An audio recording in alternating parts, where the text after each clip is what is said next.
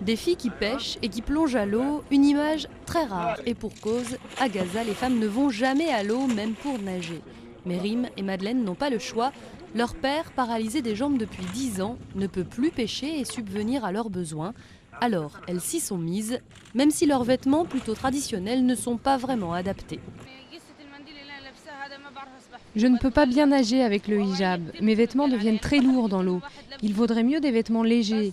Et pourtant, ce que je porte, ce n'est jamais suffisant pour les gens d'ici. Donc je dois garder ces habits couvrants dans l'eau. Mais moi, je dis toujours à mon père que je n'ai plus envie de travailler avec ces habits. Mais vaincre les préjugés n'est pas ce qu'il y a de plus difficile pour ces jeunes filles. Pour faire vivre leur famille, elles doivent s'aventurer sur des eaux particulièrement dangereuses. Les Israéliens nous empêchent vraiment de travailler. Nous ne pouvons pêcher que dans un secteur très limité, côté est, là où il n'y a presque pas de poissons. Côté ouest, près de la zone israélienne, il y a plein de poissons. Mais c'est interdit pour nous et des fois, ils nous tirent dessus.